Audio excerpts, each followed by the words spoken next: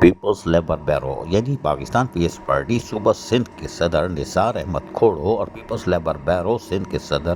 حبیب الدین جنیدی کی سربراہی میں طلبی اجلاس کا انعقاد کیا گیا۔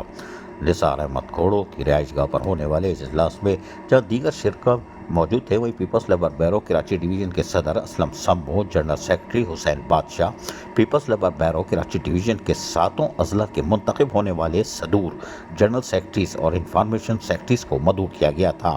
پیپلز لیبر بیورو ضلع کورنگی کے صدر عدنان حبیب صدیقی نے اس موقع پر جہاں اپنے خیالات کا اظہار بھی کر ڈالا اور کہا کہ یونین کی بنیاد ان حالات میں رکھی تھی جب کوئی کورنگی میں پاکستان پیپلز پارٹی کا جھنڈا لگانے کو تیار نہیں تھا۔ ہمارا مقابلہ ایسی فاشسٹ اور دہشت گرد پارٹی سے تھا جس کا کام بوری بند لاشیں پھینکنا تھا۔ باوجود ان حالات کے ہم نے پیپلز لیبر یونین کی بنیاد رکھی اور آج اللہ کا شکر ہے کہ ہم نے ضلع کورنگی میں اول نمبر کی یونین کا درجہ رکھتے ہیں۔ یہی وجہ ہے کہ پیپلز لیبر بیورو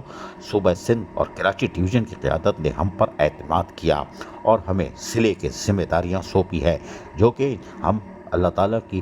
مدد سے بخوبی نبھائیں گے اور مزدور طبقے کے مسائل اور اس کے ساتھ ہونے والی زیادتیوں کے خلاف بھرپور آواز اٹھائیں گے۔ صرف یہاں تک نہیں، کورنگی میں ایک بہت بڑا انڈسٹریل ایریا بھی موجود ہے، وہاں کے ملازمین انتہائی پریشانی کا شکار ہیں، بہت کم اجرت پر کام کر رہے ہیں، جس کے لیے ہم ایک لائے عمل تشکیل دیں گے اور جلد ہی آنے والے دنوں میں ان کا نہ صرف بھرپور ساتھ دیا جائے گا بلکہ ان کے مسائل حل کرنے میں اپنا کلیدی کردار بھی ادا کریں گے۔ پیپلز لیبر بیورو ضلع کورنگی کے صدر کے علاوہ شرکا میں جنرل سیکرٹری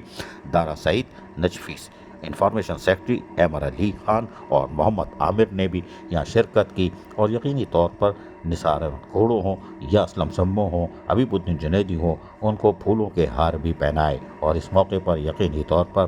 بھائی چارگی، اخوت اور یکجہتی کا اظہار کرتے ہوئے تجدید عہد کیا گیا کہ محنت کشوں کے جائز حقوق اور مفادات کا ہر ممکن طور پر تحفظ کیا جائے گا، جو کہ پاکستان پیپلز پارٹی کا ترائے امتیاز ہے۔ عزیز عارف، KBS بلدیاتی نیوز، کراچی۔